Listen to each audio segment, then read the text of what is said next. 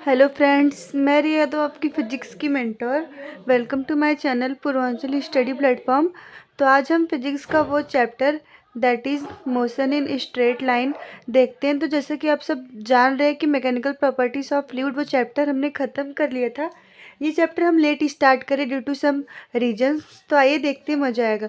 First of all हम rest के बारे में देखते हैं। तो क्या होता है rest?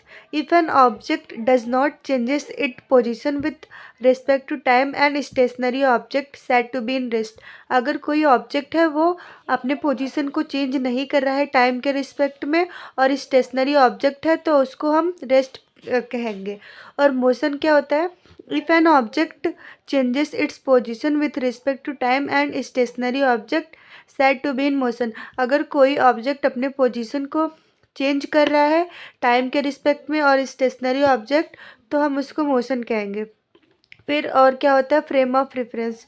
Frame of reference is a system of coordinate axis attached to an observer having a clock with respect to which the observer can describe position, displacement, acceleration etc of a moving object. यानी frame of reference क्या होता है? Frame of reference एक system है और जिसको इस system के लिए हमें तीन चीज़ें बहुत ज़्यादा ज़रूरी है। अगर इन तीन चीज़ों में से एक भी चीज़ नहीं है तो मतलब कि वो फ्रेम ऑफ रेफरेंस नहीं है। तो तीन चीज़ें क्या है जो फ्रेम ऑफ रेफरेंस को करने के लिए बहुत ज़रूरी है? वो है कोऑर्डिनेट एक्सिस और फिर एक क्लॉक और एक डिस्प्लेसमेंट। ये तीन चीज़ें बहुत ज़रूरी होती है फ्रेम ऑफ रेफरेंस के लिए। और there are two types of frame of reference. First है इनर्शियल फ्रेम ऑफ रेफरेंस। तो इनर्शियल फ्रेम ऑफ रेफरेंस क्या होता है? The frame of reference which is at rest or moving with a constant velocity is said to be inertial frame of reference. यानी वो frame of reference जिसमें observer rest पे है या फिर वो मूव कांस्टेंट वेलोसिटी से मूव कर रहा है तो हम उसको कहेंगे inertial frame of reference.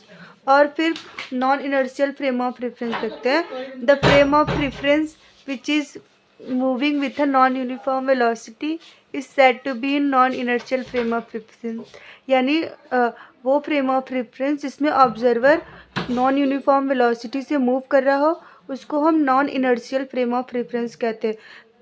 Inertial frame of reference में क्या था? या फिर वो ऑब्जेक्ट रेस्ट पे रहे या फिर वो किसी कांस्टेंट वेलोसिटी से मूव कर रहा हो।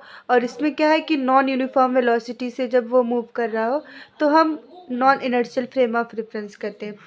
और स्केलर क्वांटिटी क्या होती है? The quantity which only possesses magnitude but not having any direction are called scalars. यानी वो क्वांटिटी जिसमें बस हमें मैग्नीट्यूड चाहिए होता है but not having any direction, और कोई डायरेक्शन नहीं, बस हमें मैग्नीट्यूड चाहिए होता है तो हम उसको स्केलर्स कहते हैं। जैसे कि मास हमें निकालना है तो हमें मैग्नीट्यूड चाहिए, हमें कोई भी डायरेक्शन उसके लिए नहीं चाहिए। और अगर हमें टाइम निकालना है फिर भी हमें बस ओनली क्या चाहिए? मैग्नीट्यूड। और डिस्टेंस के लिए भी यही सेम है। और फिर वेक्टर क्वांटिटी क्या होता है? The quantity which both magnitude as well as direction are called vectors. यानी वो क्वांटिटी जिसको हमें मैग्नीट्यूड भी चाहिए और डायरेक्शन भी चाहिए उसको हम वेक्टर्स बोलते हैं। जैसे example weight, displacement, velocity etc। जैसे कि अगर फोर्स है, एक डायरेक्शन में 2 न्यूटन की फोर्स लग नहीं, एक 2 न्यूटन की फोर्स लग रही और एक 2 न्यूटन की। अगर हमें उसका डायरेक्शन नहीं पता होगा तो हम कैसे निकाल सकते हैं कि फोर्स कैसे निकलेगा? और हमें अगर उसका डायरेक्शन पता है तो हम निकाल सकते हैं कि उसका मतलब कैसे हम निकालेंगे जो भी निकालना होगा। ऐसे वेट में भी होता है और ऐसा डिस्प्लेसमेंट पे भी होता है। तो आज बस